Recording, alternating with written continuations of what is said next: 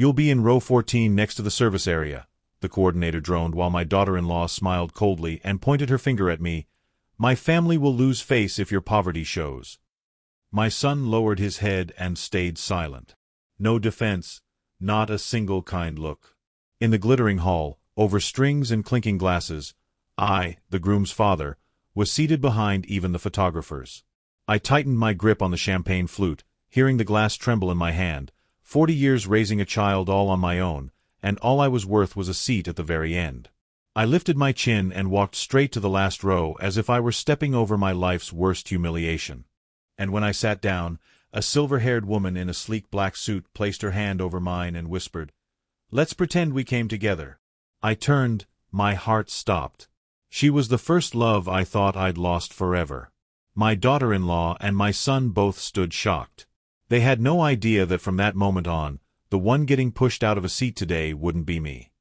Before telling you what happened next, if you are watching this video, give it a like, subscribe to the channel and tell me in the comments where you are listening to my story from. I want to know how far it has reached. My name is Walter Greaves, 70, widowed for 3 years. I spent over 40 years teaching English at a public high school on Chicago's South Side. I'm not a rich man, but my pension and the modest house my late wife and I owned have kept me afloat. I thought I had already made peace with loneliness after my wife, Helen, passed from lung cancer. But today, at my son's lavish wedding, I finally understood. True loneliness isn't about being alone. It's when people who are very much alive treat you as if you don't matter at all. The ceremony took place at the Ashford estate, a huge property owned by Lydia's family, the very people who never accepted me from day one. Everything felt so showy, it was almost numb. Tables covered in crisp white cloth.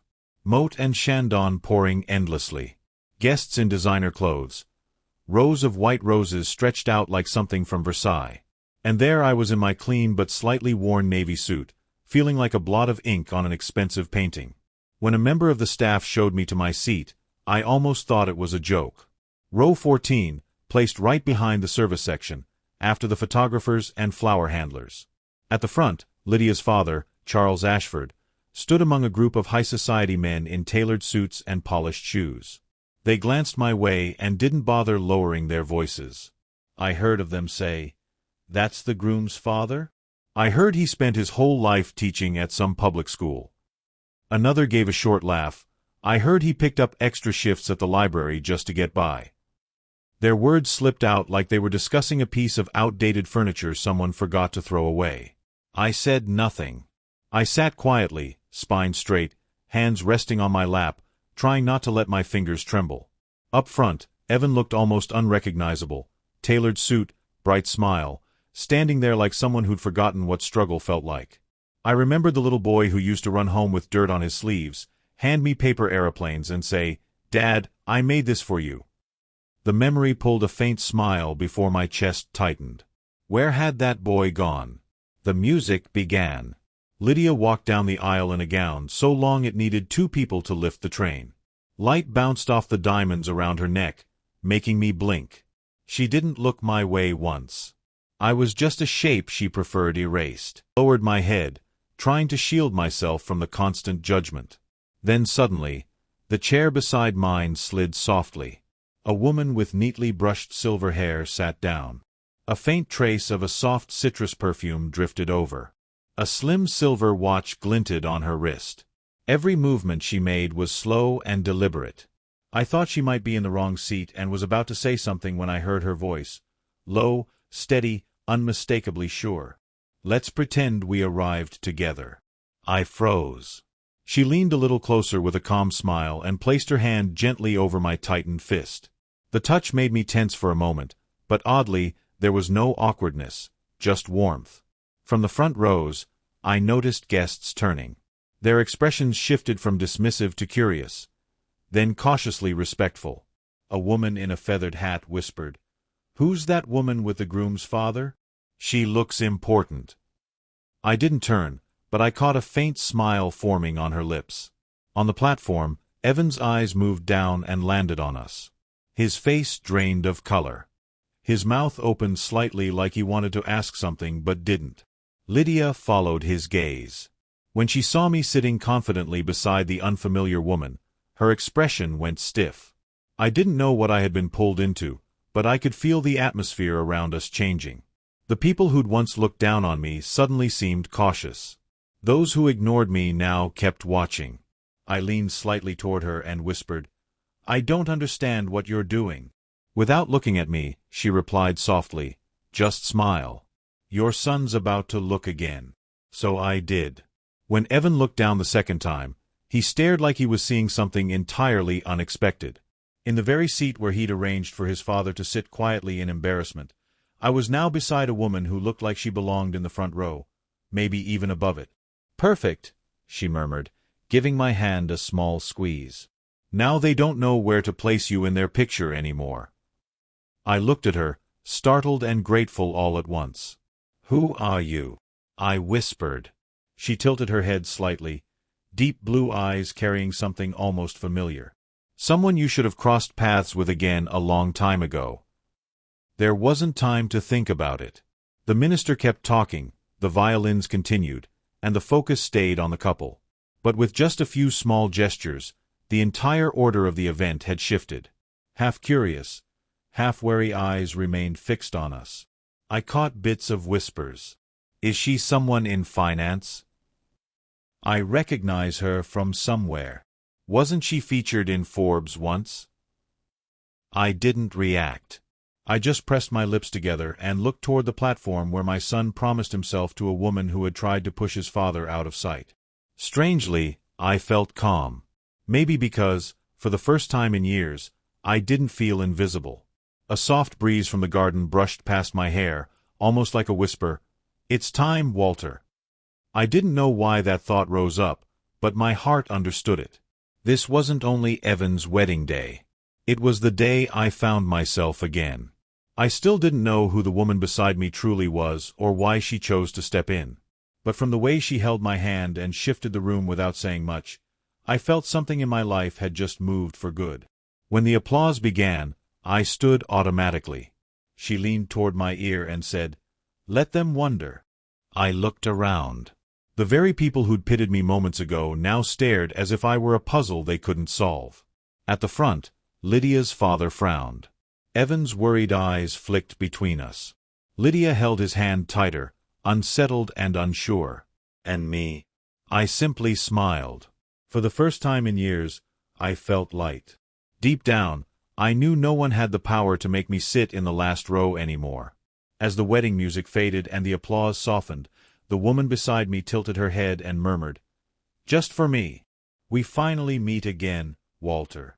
I lifted my face to ask who she was, and the slant of afternoon light across her silver hair revealed deep blue eyes, the exact shade I had memorized 50 years ago. I went still. The sounds around us, music, chatter, seemed to fall away until only her face remained. "Elena." My voice tightened in my chest. She smiled gently and nodded. "Call me El, the way you used to." I could hardly breathe. That name, I hadn't spoken it in half a century. I thought it had faded, but memories don't disappear. They only rest.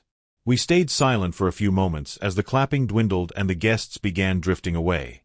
I noticed her hand still holding mine, warm, steady, as if no years had passed at all. "You've changed, but your eyes haven't," Elle said softly, her voice deeper, a bit roughened with age. "When the minister read the vows, you still bit your lip. You always did that when you were trying not to cry." I let out a small laugh through a tight throat, embarrassed and touched. "You remember something like that?" "I don't forget anything about you, Walter," she whispered. "Especially the things that once made life feel worth living." I looked away, hiding the tear that slipped down before I could stop it.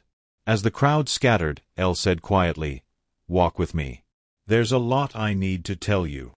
I nodded. We left the reception and moved into the garden behind the mansion, where rows of lavender scented the evening air. The laughter and voices faded behind us, leaving only the soft crunch of gravel beneath our shoes. "I looked for you for years," Elle began, her eyes fixed ahead. "That year, I went to London for a business program. I thought I'd only be gone a few months. I wrote you dozens of letters, sometimes one every week, sent to your old home. I stopped in my tracks. A single one never reached me. Elle turned suddenly, her eyes widening with shock and hurt. Not one. I shook my head. Not a call. Not a message. Nothing. I thought you'd forgotten me or fallen for someone else. My father told me you were the kind of woman who only cared about status. Elle closed her eyes, exhaling hard. Robert, I suspected. When I came back, she continued, I called the house, but they said you'd moved with no forwarding address. I went there myself, but it had been sold by then. I stayed quiet, letting her words fall like rain on a drought that had lasted decades. Suddenly, pieces slid into place, years of waiting for letters that never arrived. My father's warnings. Marry someone sensible. Don't ruin your life chasing feelings. He hid everything, I whispered, almost confessing. He erased the messages on the landline, too. I believed you'd decided to move on. Then I met Helen, kind, steady, dependable, and convinced myself it was the right path. Elle stepped closer, her eyes glassy. I came back to Chicago twice. In '78, then again in 1980. The first time, I hired someone to find you. They told me you were married. The second time, I saw your wedding photo in the paper. I knew then it was over. I gave a small, aching smile. 50 years late, Elle. Maybe fate held on to one thin thread for us. She nodded, voice unsteady. I never married. There were a few men, but none stayed. Every time, I compared them to you. She looked away. 4 years, I kept track of you, your teaching awards, the students you helped. You were always the person I believed would quietly change the world. I turned my face so she couldn't see my red eyes. Thank you. But I was just a simple teacher. My life was quiet. Only sometimes, late at night, I wondered, if your letters had reached me back then, would I be sitting here beside you today? Elle touched my arm lightly. Don't blame yourself, Walter. We did what we thought we had to. My only regret is letting someone else make choices that belong to us. The words lodged in my throat. I thought of my father, strict, controlling, terrified of anything uncertain. I loved him and resented him. Because of him, my life had taken a different road. We stopped beside a small garden pond, its surface catching the last edge of daylight. Elle sat on a stone bench and motioned for me to join her. She pulled a small object from her pocket, an old photograph with yellowed edges. A young man with dark hair smiled into the camera, holding a bunch of wildflowers. I've carried this since 1972. My hands trembled as I took it. I can't believe you kept this. She gave a soft smile. I once believed that if I held onto it, I'd never love anyone else. She paused. Then I learned that letting go isn't forgetting. It's accepting that love can live even when the person isn't there. I stared at the picture, my voice barely above a breath. I loved Helen, Elle. Truly. But she didn't see me the way you did.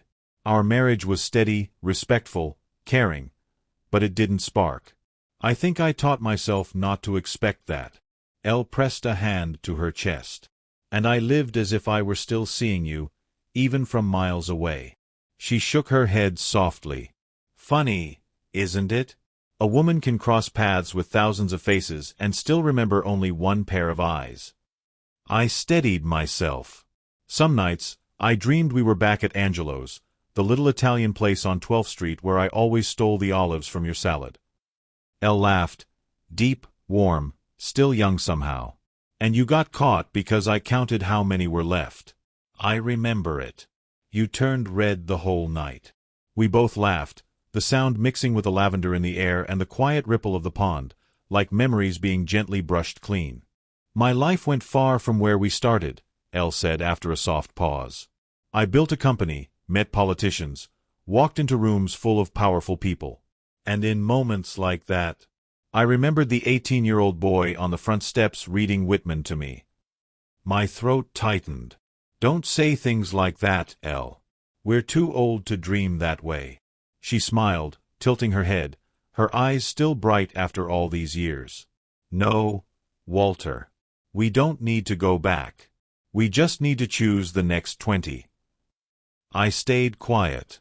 The pond reflected two older people sitting side by side. Two who once loved fiercely, lost each other to pride and control, and now sat hand in hand, not young anymore, but no longer afraid.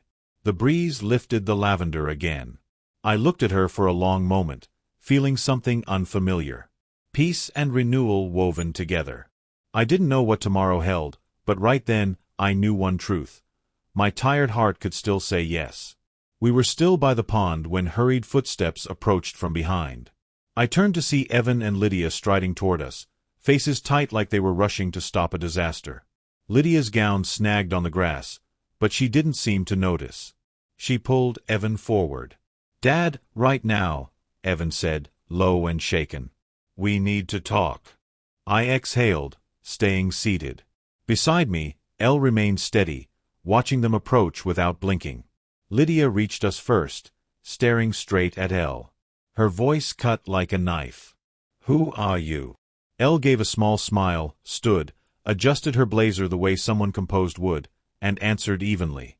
"I'm someone who once mattered very much to Walter." The air froze. Evan blinked, trying to make sense of something he'd never imagined. Lydia frowned, stepped back, then hissed quietly. "I'm serious. This is my wedding day, not a place for strangers." I rose, my voice calm. "Lydia, you're speaking to my guest. And she is not a stranger." Elle gave me a small nod, enough to steady me. Then she spoke clearly, without raising her voice. "I'm sorry if my presence bothers you, Miss Ashford, but perhaps you should worry less about who sits with Walter, and more about how you treat your father-in-law." Lydia froze like she had been hit. Evan reached out, trying to soften the moment, but Elle continued before either of them could speak. "I watched the entire wedding," she said calmly. "I saw a father placed in the last row at his own son's ceremony. Dressed up humiliation, wrapped in money and status." Evan inhaled sharply.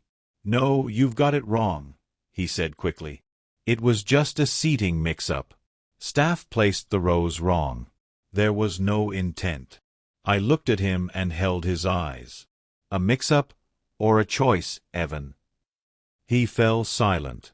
For me, the silence was enough. Lydia jumped in, scrambling to control the moment. "Walter, you're being too sensitive. Everyone was busy. And you know our family's reputation needed to be protected." "Reputation," Elle repeated, still polite but cool. "If your reputation depends on diminishing someone, you might want to rethink what the word means." Color rose under Lydia's makeup. Shame or anger, it didn't matter. Evan looked helpless, fingers tightening around his glass. He glanced at me as if begging me not to push this further. This time, I didn't protect them. Elle slipped a hand into her pocket, her voice slow and steady with a quiet authority she didn't need to flash. "As it happens, I finalized a deal 2 weeks ago. My firm, Whitmore Capital, acquired the downtown commercial building where Ashford Realty Group has its headquarters." The air shifted instantly. Evan's head snapped up. Lydia stared at Elle like she couldn't trust her own hearing. "What did you say?" she breathed. "The building on Michigan Avenue?" Elle nodded, gaze calm and almost merciless. "That's the one. The deal closed last week." I only remembered the detail when I saw the Ashford logo on the wedding stage. Silence crashed through the garden. Lydia's face drained, the makeup no match for real fear. Evan stood frozen, mind racing. Elle looked at them, her voice still soft. "I didn't plan to discuss business here, but perhaps this coincidence is well-timed." Then she turned to me, her expression gentle again. "Walter, it's been a long day. We should go. There's a place by the lake I'd like to take you for dinner, if you'd like." I smiled without hesitation. "I'd like that." Lydia's eyes widened. "You're leaving? In the middle of the reception? People are waiting for the family photos." I turned to her and answered softly but clearly. "Family? Is that really what you want to capture?" A father placed by the service area. Evan drew a breath to argue, but I stepped forward, slower, firmer than I've ever been. I'm not an obligation for you to manage anymore, Evan. From now on, I choose my own place. Elle extended her hand. I placed mine in hers, and a calm steadiness moved through me. Simple, but it felt like the entire garden paused. As we walked away, whispers rose behind us. Curious, hushed, edged with respect. Someone murmured just loud enough for me to catch. Is that really Elena Whitmore? And she's with the groom's father? If so, the Ashfords are in trouble. I didn't look back. I just held Elle's hand and followed the stone path toward the back gate. The breeze drifted through the maple trees, lavender and champagne mingling in the air. With each step, another layer of old dust fell away from my life. At the car, Elle was like we were 20 again. I'm sorry, she said quietly. If I'd known today was your son's wedding, I'd have come sooner. Maybe everything really does happen for a reason. I looked at her, feeling something I hadn't felt in decades, relief and ache rising together. You don't owe me an apology, Elle. If anyone does, it's the people who treat love and respect like tools. She smiled, soft, familiar, like the afternoons I remembered. Then tonight, let me feed you well and talk for a long time. Like two old friends waking up from a long dream. Her car rolled out of the garden, catching the last light on the windshield. Through the window, I watched the trees sway and Evan and Lydia fade into the murmuring crowd. No one walked us out. No one dared stop us. But in many of the eyes left behind, pity had vanished. In its place was something else, respect. Elle answered, No one is ever truly alone, Walter. Sometimes the one who sees us best walks in just when we think our light has gone out. I leaned back as the window turned gold with sunset. For the first time in years, my heart beat slow, peaceful, and stronger. I didn't know how the night would end. I only knew one thing. The man in row 14 wasn't sitting there anymore. Walls of glass caught the last spill of daylight. Evening light turned the silk curtains gold. Soft jazz floated through the room, a mellow saxophone weaving into the gentle clink of silverware and the low laughter of the couples nearby. Elle chose a small corner table facing the water, where the white sails in the distance looked like pieces of old memories drifting by. You still like sitting by the window, she said gently. Remember our first time at Romano's? You chose the table by the glass so the sunlight would hit the food just right. I laughed, fingertips brushing the rim of the water glass. You remember that? Everything connected to you, she replied, her eyes warm and deep. The server arrived. Elle didn't need a menu. Lasagna with beef, a caprese salad, no onions, and a small pour of Italian red, not chilled. I stared at her, astonished. That's exactly what I ordered 50 years ago. She only smiled and nodded for the server to leave. A soft silence settled. I watched the ripples on the lake reflect the first city lights. It felt peaceful, almost unreal. I didn't know where to begin. In the end, Elle spoke first. She asked how I'd really lived all these years. She said she'd read in the papers that my students loved me, but she wanted to hear it directly. I smiled slowly. I taught English for 42 years. What makes me happiest is when former students visit. Some bring their kids and say I'm the reason they went to college. I paused. In those last years, I was teaching while taking care of Helen. Her illness lasted more than 2 years. Every evening, I read her the Whitman poems she loved. After she passed, I kept reading them, like she was still there. Elle listened without interrupting. Sometimes she nodded, her eyes carrying a sadness I couldn't face for long. After Helen died, I thought I'd gotten used to loneliness, I continued, my voice turning hoarse. But really, I was just living quietly. Evan called me every 2 weeks, always the same 3 questions. Are you well? Do you need anything? I'm very busy. It felt like obligation, not love. Elle sighed. Obligation is the hardest kind of affection. It pretends to care, but the heart isn't in it. I gave a small laugh, then asked, "What about you, Elle? Did you ever have someone?" She leaned back slightly, looking out at the lake. "Yes, a few. But it never felt fair. No matter how good they were, I kept comparing them to someone who'd gone far away. Eventually, I chose to live alone. Alone, but not empty. Maybe because I always believed you were all right somewhere." That line tightened something in my chest. For a moment, I saw the 18-year-old girl again, sitting under the tree in front of my old house, notebook in her arms, smiling every time I read a poem to her. The server brought our food, the lasagna rich and steaming. I took a bite. The mix of meat, cheese, and tomatoes made me suddenly laugh. "What is it?" Elle asked. "This tastes just as good as it did back then. And it almost makes me want to cry." "Cry if you need to," she said softly. "There's nothing wrong with letting yourself feel something." I shook my head, swallowed slowly, then whispered, "No. I want to remember it with a smile." We ate unhurriedly, each sentence filling in the spaces left by the years. When the wine was topped off, Elle rested her elbow on the table. The warm light gathered in her eyes. "Walter, we can't turn back time. But we can choose tomorrow." I looked at her quietly. Inside me, something long asleep began to stir. "You make it sound too simple," I said, my voice trembling. "That's because it is simple. Happiness doesn't need magic, only the courage to start again." Before I could reply, my phone buzzed in my pocket. I glanced down, 7 missed calls from Evan and 3 messages from Lydia. They said the same thing. "Who is Elena Whitmore? Dad, where are you?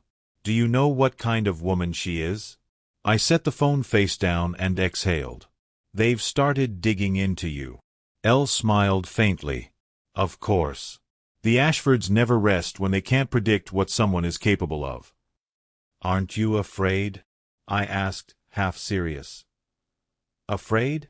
I've handled far bigger storms. If anything, they should worry, especially if they keep looking down on people." I laughed softly.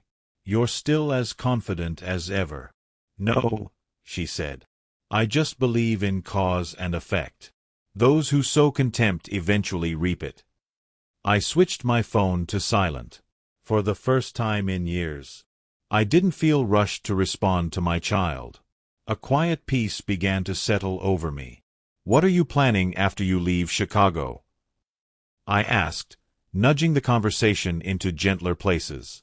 Elle leaned back, eyes drifting toward something distant. "I've been thinking about Tuscany. There's a little village called Montefiore. Good wine, clear skies, lavender in summer." I laughed. "You don't have a house there." She chuckled. "I'll buy one." We both laughed openly, not held back by fear or politeness. I realized it had been a long time since I felt excitement without dread, hope without weight. After the meal, Elle called for the check before I even reached for my wallet. "Let me," she said. "You can get the next one, if we meet again." I smiled. "You just wrote your own invitation." "I know," she said playfully. "And I hope you won't cancel." At the door, the lake breeze pulled in with a chill. I drew my jacket closer, watching the city lights flicker in her eyes. "Thank you for dinner, Elle. Thank you for coming. If I hadn't walked to row 14, I wouldn't have seen you again." I said nothing, not because I lacked words, but because anything else felt unnecessary. I nodded and turned away.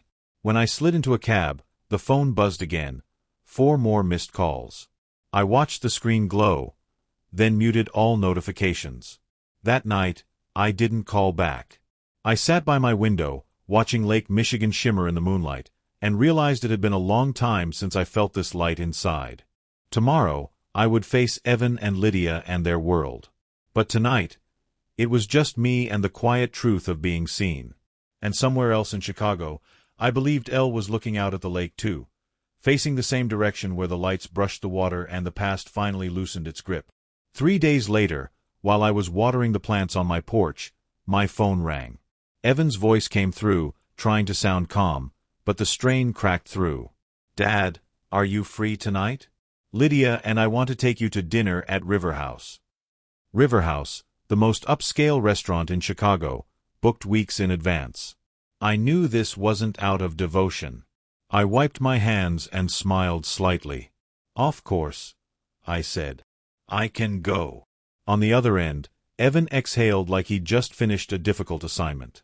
That evening, the restaurant glowed with candlelight, the polished wood reflecting warm gold. I arrived on time in a simple navy jacket and the watch Helen had once gifted me. When the server opened the private room, I saw Lydia already seated, wearing a French designer label I had seen in magazines. Beside her, Evan scrolled through his phone, looking drained. "Dad." Lydia stood with a bright smile, as if nothing had ever happened. "You look wonderful. You must have been around uplifting company lately, right?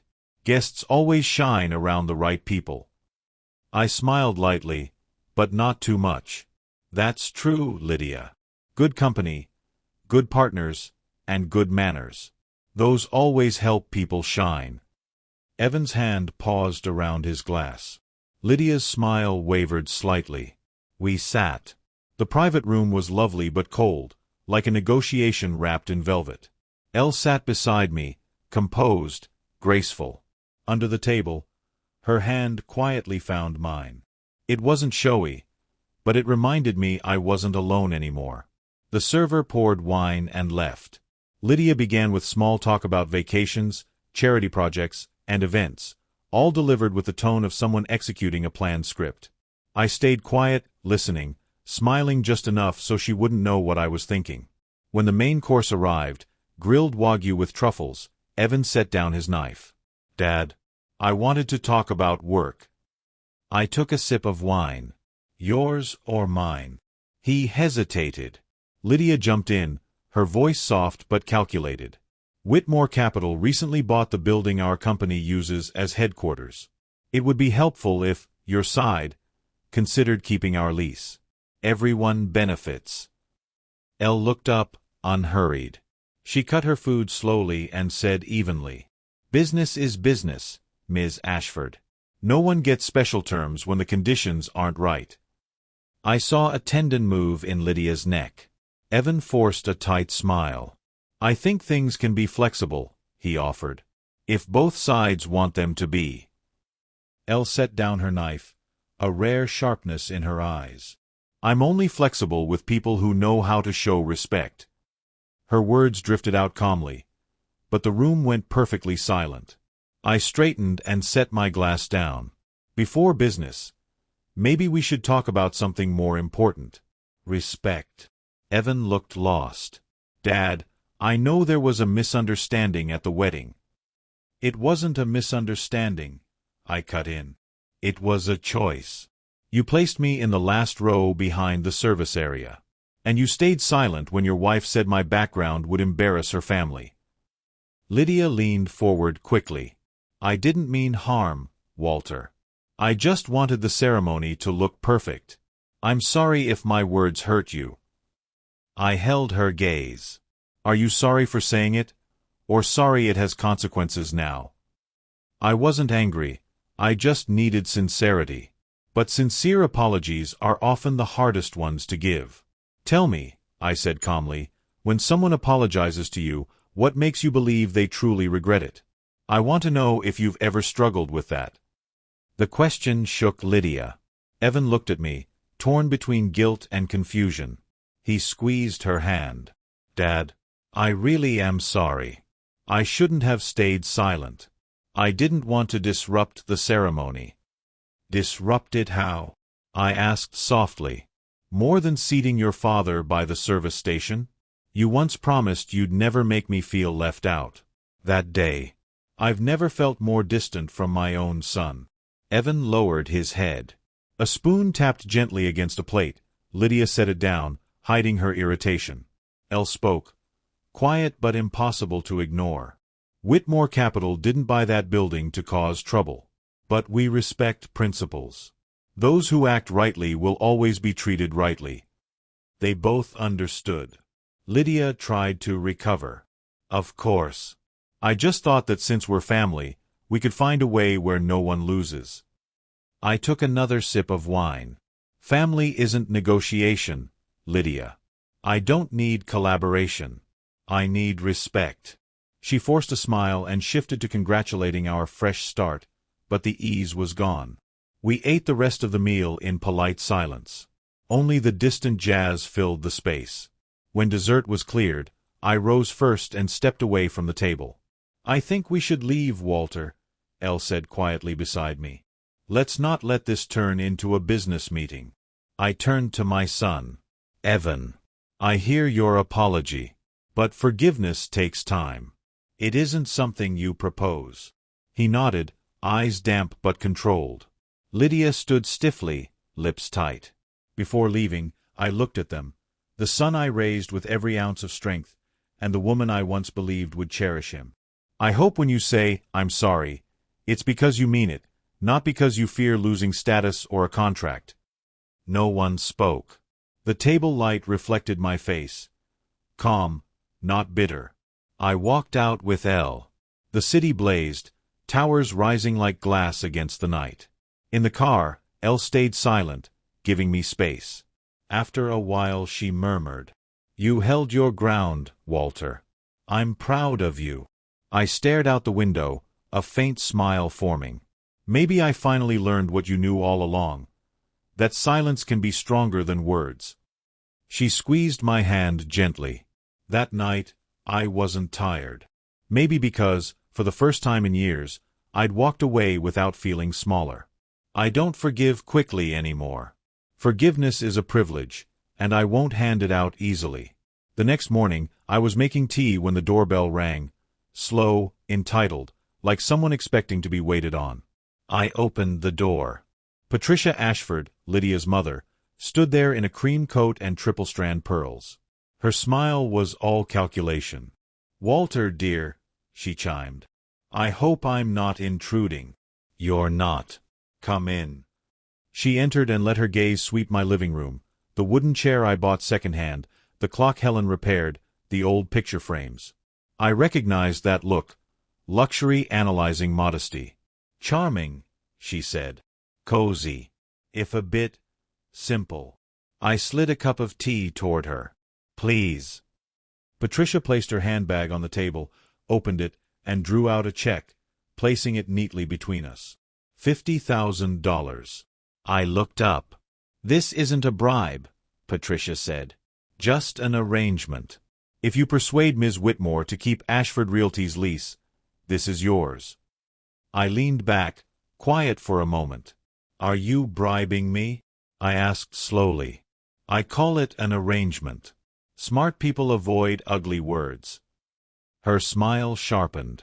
This is a way for you to help your family, and receive appropriate thanks. I glanced at the check, then out the window. The rose bushes Helen planted were still in bloom. She once told me, Walter, roses are only beautiful when no one pays for them. I turned back calmly.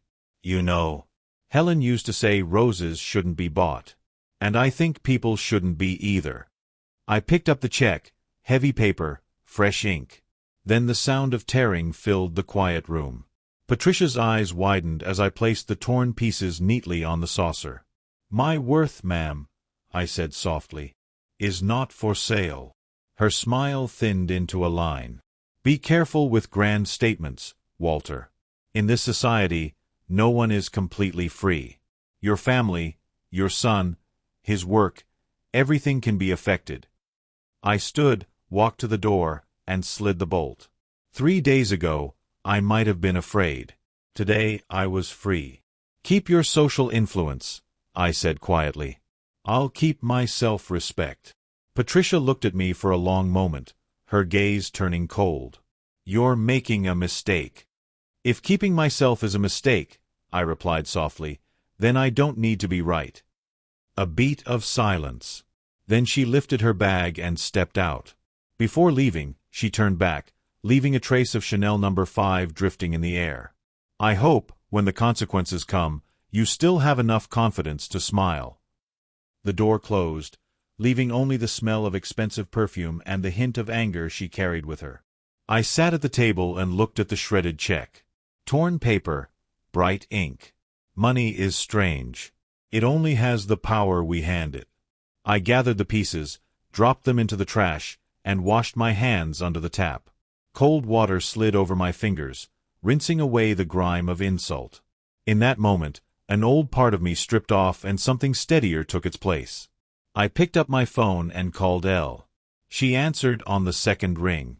"I'm here, Walter. Guess who came to see me this morning?" "I'm guessing it wasn't someone bringing flowers," she said lightly. I laughed, still a bit shaken. "Patricia Ashford. She brought a check for $50,000. Said it was so we could both benefit." "You guessed right. She didn't like the way I declined it." Elle chuckled, a warm, low sound that eased the tension in my chest. "I'm proud of you, Walter. Plenty of people would take that check and call it practical. But you're different." I exhaled. "I don't want my life traded again. I was controlled for too long." "Then it's time to do the opposite," she said steadily. "This afternoon, come to my office.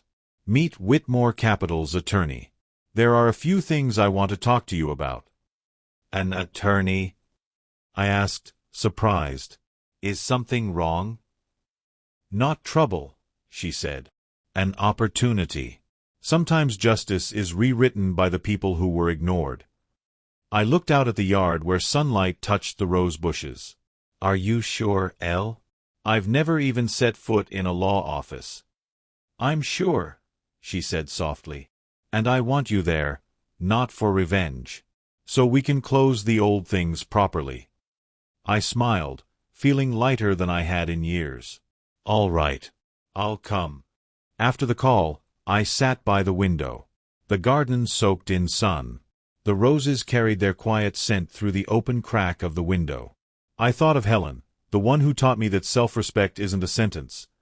It's a decision you make when temptation knocks. And today, for the first time in a long while, I chose myself, not out of anger, but out of freedom. Outside, the clouds thinned, sunlight slid across the tea table and caught the stray scraps of the check, glinting like tiny streaks of a new beginning. That afternoon, I went to Whitmore Capital as promised. The tower's glass caught the sun, imposing and cold. The kind of building that never needed to shout to show its power. Elle met me in the lobby, wearing her familiar charcoal suit and soft blue blouse. She gave me a warm smile, encouragement written clearly in her eyes. "You're here. Nora's waiting in the conference room." The room was on the 27th floor, with cherrywood paneling and a long table under muted lights. A woman stood as we entered, Attorney Nora Patel, about 40, petite, with sharp, confident eyes. "Nice to meet you, Mr. Greaves," she said. "I've heard a lot about you from Ms. Whitmore." We shook hands, her grip warm but firm. A thick file lay open on the table, tabbed with blue and red flags. Nora opened her laptop, speaking in a steady, clear tone. "I've reviewed the full file on Ashford Realty Group. There are a few things you should know." On the screen, numbers and charts appeared, financial ratios, debt lines, risk profiles, but Nora explained everything plainly, like someone accustomed to guiding non-business people. "Ashford Realty is currently carrying very high financial leverage," she said. "In simple terms, they have more debt than they can realistically manage over the next 18 months. They are almost entirely dependent on their current building, where Whitmore Capital holds 100% control." I stayed quiet, listening, my heartbeat steadying. "If the lease is terminated," she continued, "they'll have to relocate staff, data, and client operations. The cost would exceed $200,000, and that's without reputational damage." Elle sat beside me, fingers laced, watching me quietly, asking without words, "Are you ready for them to taste the bitterness they served you?" Nora flipped a page. "There are two options. Option A, terminate the lease immediately. Option B, sign a new lease, entirely on our terms." I tilted my head. "Our terms?" Nora slid a draft toward me. "The new rent is 18% higher. The term is only 3 years. And there is a special clause, an ethics disclosure. I frowned. An ethics disclosure? Elle nodded slightly. Let her explain. Nora continued, her tone crisp. Yes. The clause requires Ashford Realty to complete 4 public actions before the lease can continue. She read them clearly, no hesitation. 1. A public apology to Mr. Walter Greaves, posted on the company website and in 2 city financial papers. 2. A commitment to corporate conduct standards, including language on respecting older adults. 3. An annual contribution to the Chicago Elder Justice Fund, monitored by Whitmore Capital. 4. The creation of the Helen Greaves Memorial Scholarship for construction students, $10,000 per year for 5 years. The room fell silent. Helen's name looked both solemn and beautiful on that page. A tribute I never imagined. What if they refuse? I asked quietly. Nora replied calmly. Then the lease automatically terminates 72 hours after the proposal is delivered. No court. No dispute. We simply repossess the premises. I looked at Elle. Her expression was gentle, but firm. Sometimes justice doesn't need a courtroom, she said softly. It just needs the right contract. I closed my eyes for a moment. In my mind, I saw Lydia's disdain, the last row at the wedding, Evan's silence, the ache that had followed me home. Now, there was a path to consequences, not revenge. I'll sign, I said. My voice was steadier than I expected. Elle turned to Nora. Add him as co-signer. He's the one harmed. He should also be the one to end this. Nora smiled and made a note. I'll send the formal version to Ashford Realty this afternoon. Their response deadline is 72 hours. She shook my hand before leaving. Mr. Greaves, it's rare to see someone choose dignity over fear. When a man speaks up, things shift. When Nora left, Elle stayed. Her gaze was warm, thoughtful. Walter, she said, I don't just want them to learn a lesson. I want you to know that what happened to you wasn't meaningless. You turned it into something real. I exhaled, a mix of relief and weight washing through me. I don't want revenge, Elle. I just want them to understand they can't belittle people and walk away as if nothing happened. I know, she said softly. And that's exactly why this is the right thing. Outside, the afternoon wind moved through the city. I stood on the steps for a moment, watching the rush of people pass. Beneath the noise, a calm settled inside me. When I got home, dusk had fallen. I lit a small candle in front of Helen's photo. Her face looked gentle in the frame, her smile carrying both faith and forgiveness. The flame quivered against the glass. I spoke softly, as if whispering back across the years. I protected myself, Helen, and I kept the honor of us both. The candlelight shifted, climbed the wall, and washed across my hands. Outside, the night wind off Lake Michigan slipped through the window, carrying the scent of the roses in the garden, the fragrance Helen loved. For the first time in years, I felt I was standing in the right place. Not because anyone raised me up, but because I finally chose not to bow. 2 days after the formal proposal went out, I was reading by the window when my phone began buzzing non-stop. Evan's name filled the screen, the third call in 10 minutes. I hesitated, then picked up. My son's voice came fast, tense, as if everything was cracking around him. Dad, you have to tell Ms. Whitmore to stop this right now. This is blackmail. I stayed quiet for a few seconds.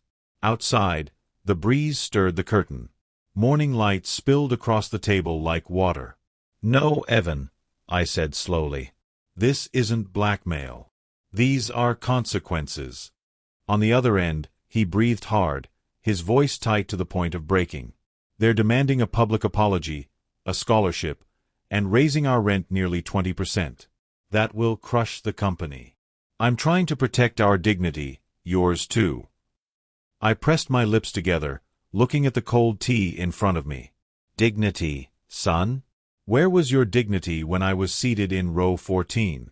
When you let someone say your father's past was an embarrassment? No answer, only Evan's ragged breathing and a silence stretched tight, like a rope pulled at both ends. Finally, he spoke, voice lower. "Dad, I don't want to fight. I just want a deal. Tell me what you need to let this go. Money. Something else." I let out a small laugh. Not mocking, just tired. "A deal, Evan? I don't need anything. I just want you to choose a side." "A side?" he echoed, surprised. "Yes. Between the family that humiliated me and the father who raised you." Everything went still. For a second, I thought he'd hung up. Then a shaky whisper slipped through. "I don't know what to say." "Then don't say anything. Think," I said quietly. "Because for the first time in your life, you can't buy or bargain with your father's self-respect." I was about to hang up, but softened my tone. "Do you remember when you were 8? You told me you'd never let anyone make me cry. On your wedding day." I cried. Not because of the insults, but because you stayed silent. A long inhale came through the line. Then nothing. The kind of silence that had weight, the weight of a man finally facing himself. At last, I said gently, like a farewell, "I hope you choose what's right. But I can't wait forever." Then I ended the call, refusing to fall back into old patterns where I soothed, yielded, or softened what others refused to correct. That afternoon, I met Elle at a gallery in River North. No tension, no negotiating. Just two people looking at abstract paintings meant for the new Whitmore Capitol penthouse. Elle wanted me to choose, but I'd never been good at big choices. For the first time in my life, I nearly said, "You pick," but stopped. I looked at a large canvas, fields of blue and white like the sky after a storm. "This one," I said, steady. "It feels like breathing." Elle smiled softly. "I think Helen would agree." I smiled back. Helen would say this color shows dust too easily. But yes, she'd agree. We stood together for a long time, watching the light fall across the wood frame.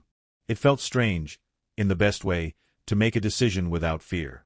No fear of being judged. No fear of being dismissed. No fear of being wrong. I realized the right to choose isn't a privilege. It was something I had misplaced, loving too many people and losing myself in the process. By the time I got home, twilight had settled. I set my jacket on the chair, turned on the light, and my phone vibrated. "Evan." A short message. No period. No frills. "I need time." I sat with it for a while. No anger. No happiness. Just a stillness I didn't fight. I typed back. "So do I, Evan. But the clock is running." I put the phone face down and didn't check again. Love doesn't mean waiting without limits. Sometimes, letting someone grow requires letting them hear their own ticking. Slow, clear, and irreversible. That night, I took a warm shower, brewed lavender tea, and opened an old notebook. The yellowed pages still held Helen's handwriting. "To live is to know when to say enough. Even when others assume you won't dare." I closed the notebook and smiled. Outside, the wind off Lake Michigan moved steadily. I lay down, pulled the blanket over myself, and listened to my heartbeat. No regret. No anger. Just the lightness of invisible cords finally loosening. For the first time in years, I slept well, without nightmares. No row 14. No cold glances. No silence from my son. Only me, a 70-year-old man, peaceful in a small house, knowing that tomorrow no one could take my self-respect. On the third morning, after the proposal letter went out, I woke earlier than usual. Soft light spilled through the curtains like milk. The house was silent except for the steady tick of the wall clock. Hour 71. Less than an hour before the offer expired. I was making tea when the phone rang. Elle's voice came quick. "Walter, put it on speaker. You should hear this." Richard Ashford, chairman of Ashford Realty, came on the line. Low, cool, and for the first time, trembling. "Ms. Whitmore, I'm calling to confirm that we accept all the terms." A pause. I could imagine him gripping a mug, trying to steady his voice. "Including the public apology, the fund contribution, and the scholarship. We'll sign and return today." Elle stayed calm. No gloating. No edge. Good. On time. 4 words, and the other side knew the game was done. Richard cleared his throat. We hope it ends here. No one wants more damage. Elle replied, her voice soft as breath.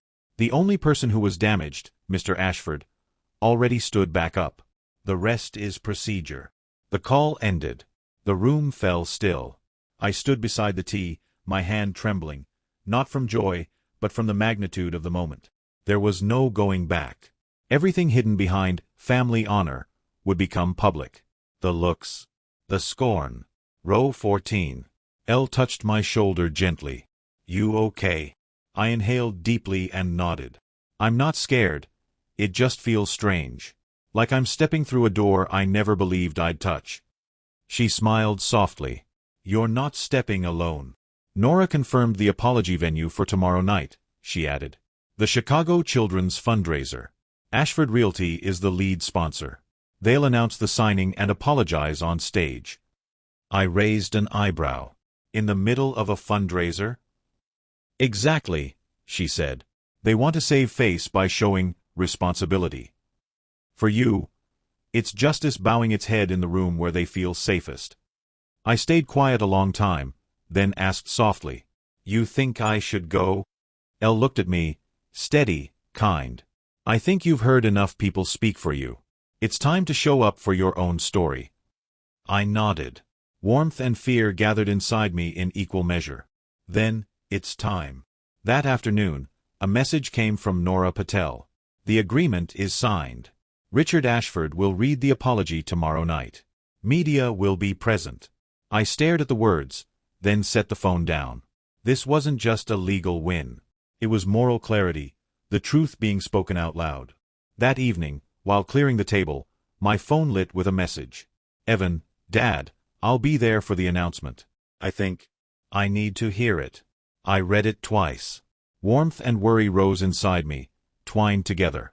A part of me wanted to hold my son and think, if he understood, I'd forgive him now. But another part whispered, don't go soft too soon, Walter. Forgiveness should follow humility, not come before it. I typed back simply, I know. Thank you for telling me. Then I set the phone down, breathed slowly, and looked at Helen's photo on the table. Her smile was as gentle as ever, steadying the flutter in my chest. That night, I opened the closet and took out the simple black jacket Helen once admired. Walter, that color makes you look like a man who knows exactly who he is. She'd said at our 25th anniversary. It still fit. The fabric had softened with time. I pressed it, hung it by the window to catch the morning sun, then sat before the mirror. My hair was more than half silver now. I combed it back neatly. No heavy grooming, just a clean shave, a touch of moisturizer, and the same understated cologne I'd worn for years. The lamp reflected a 70-year-old man whose face was lined, but whose eyes were clear. I looked at myself and whispered, not the man in the last row anymore. I pictured tomorrow. The bright hall, the faces that once turned away. The apologies spoken aloud. I didn't know if I'd smile, feel nothing, or simply stand still. But I knew this. I would be there with my head high, the way Helen would have wanted. Before bed, a short text came from Elle. I'll meet you at 6 o'clock. Not early, not late. I replied. Bring the contract. I want to see it myself. It'll be there. And so will I. I smiled and set the phone down. Outside, the Chicago sky held a soft wash of orange.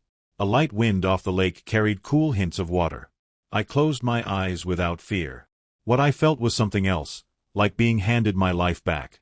Not to retaliate, but to close the circle. Tomorrow, the world might chatter. The news might run with it. But beneath all that noise, I knew this would be the day Helen would whisper. You stood up, Walter. At last. The next afternoon, Chicago's sky was unusually clear. Sunlight scattered over Lake Michigan like silver. I sat beside Elle in the car, holding my small bag, calmer than I expected.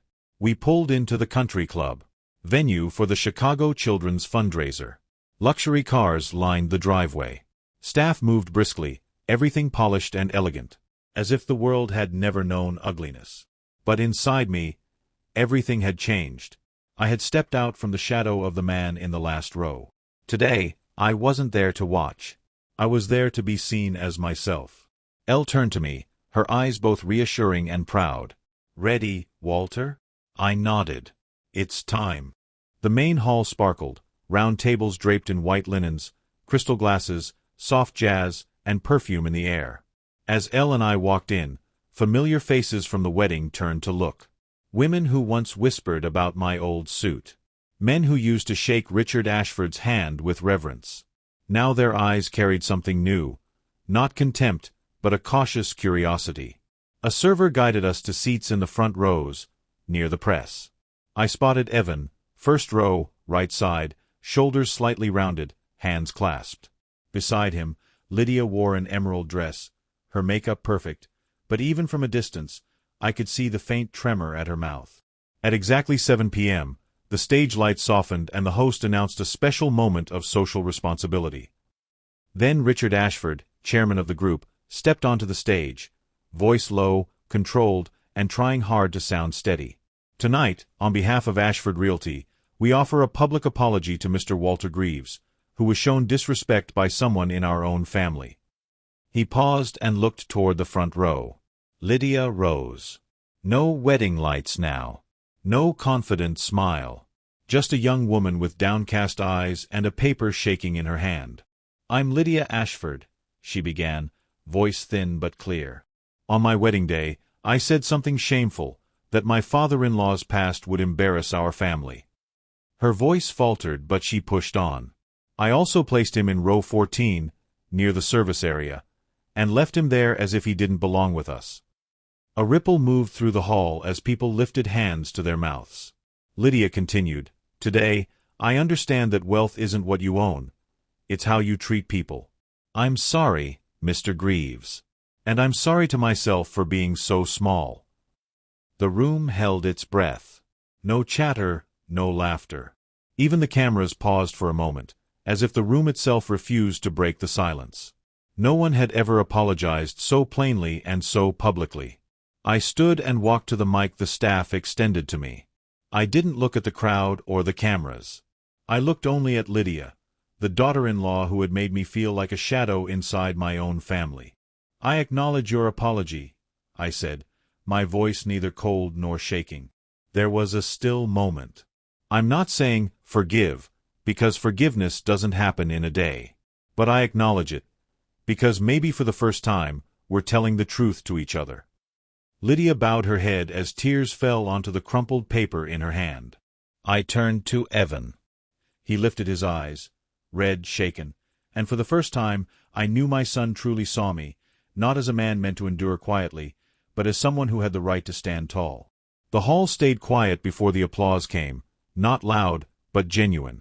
Reporters lifted cameras again, flashes strobed. Someone whispered behind me, "Is that the man they put in row 14? He looks so steady." They didn't say the rest, but I felt it. The social scales had shifted. Those who once stayed silent in the face of insult were now watching dignity unfold in front of them, and they knew they couldn't dismiss it anymore. After the program, I left with Elle. Night had settled, but the golf course lights still glowed softly. Crickets sang in the breeze. I walked beside Elle, my shoulders steady, each step peeling away another layer of old weight. A reporter hurried after us and called out, "Mr. Greaves, do you have anything you'd like to say?" I stopped, offered a small smile, and replied, "Sometimes the silence of the overlooked is what makes the powerful smug. But when the overlooked stand up, the world listens." Then I kept walking without looking back. In the car, Elle glanced over gently and asked, "You all right?" "I'm better than ever," I said. She smiled, calm, warm, reassuring. On the drive home, my phone buzzed. Evan. A short message. "Dad, can we talk?" I read it once, twice. I felt quiet, not angry, not emotional, simply like someone who had finally finished his part. I typed, "Tomorrow you begin." Then I set the phone down and watched the streetlights pass like small dots fading behind me. The breeze lifted the ends of my hair. I exhaled long and slow, as if stepping out of a soaked coat after a storm that had lasted half a lifetime. That night, once home, I slipped off my shoes and stood before the mirror. In the reflection, I no longer saw a man bowing his head, afraid of being looked down on. I saw Walter Greaves, composed, silver-haired, clear-eyed. A man who had passed through humiliation and silence, and had finally found himself again. The next morning, when the light still held some mist, a car stopped at the gate. Through the window, I saw Evan step out. No Lydia. No polished luxury car. No gestures of formality. Just my son in a wrinkled dress shirt, hands in his pockets, looking worn and exhausted, like he hadn't slept. I opened the door before he could press the bell. "Hi, Dad," he said quietly. His voice no longer carried the confidence of an ambitious executive, nor the cold distance I'd heard at the wedding. I nodded. "Come in, son." We sat in the living room. 2 cups of tea rested on the table. He looked around, the old photos of Helen, the same bookcases, the worn but familiar furniture. Everything seemed smaller in his eyes now. But this time, I saw no judgment, only a man finally noticing what he had overlooked. After a long moment, Evan spoke. "Dad, I'm sorry." Not an apology to close a chapter, an apology to begin again. I set my cup down quietly. He drew a breath, heavy and honest. "I've been under more pressure than you know. Trying to maintain an image, keep up appearances, live by the rules of a world I thought I needed to impress. It felt like shackles. I was scared people would laugh at me. Scared Lydia would lose face.